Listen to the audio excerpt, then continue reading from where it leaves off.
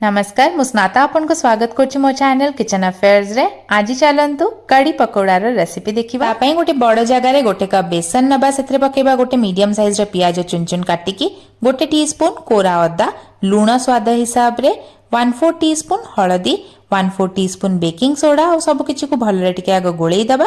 तापरे एथरे अल्प अल्प करिकी पानी पकेईकी याकू गोळेईबा पूरा थिक बैटर जते पर्यंत न हो जाईची। इटा पूरा बहलिया रखिबे, बेसी पानी पकेईकी गोळेईबेनी।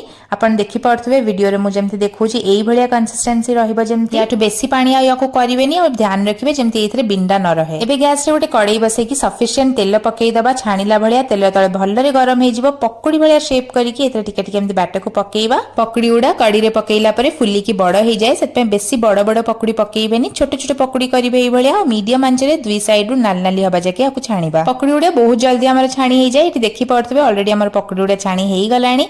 याको गोटे प्लेट को काढी दबा और ए सेम वे रे बाकी सब पकोड़ी भी हमें छाणी नबा। सब तक पकोड़ी एठी मु छाणी के रेडी कर देलेनी। आ पकोड़ी उडा केते नरम हेची देखंतो।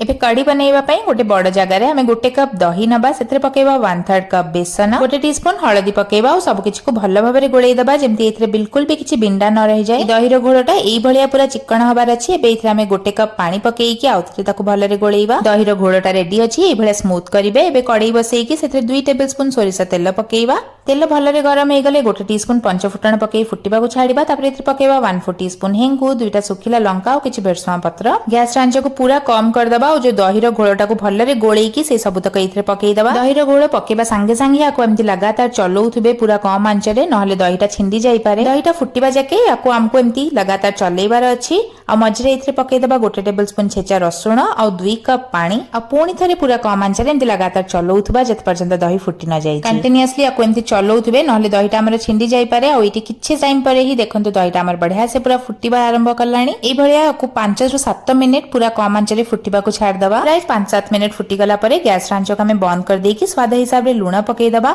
और जो पकोड़ी गुडा हमें आगरु पनी की रखितले सेई सब को एथरे पकेईबा। और ता संगे 1/4 टीस्पून गरम मसला पकेईकी भलरे गोळेई दबा। और याको 5 रु 10 मिनिट एमति छाड़ दबा। तापरे याको भात संगे सर्व करंतु। बहुत ही टेस्टी लागि थाए खाइबा को। केते सिंपल डिश ता सेटा भी देखिले। और देखंतु पकोड़ी हमर केते नरम बनिची। निश्चिंत याको घरे ट्राई करंतु। रेसिपी भल लागितिले लाइक शेयर और चैनल को सब्सक्राइब करिया को भूलिबेनी। पुनी गोटे नुवा रेसिपी संगे देखाबा। रहिली नमस्कार।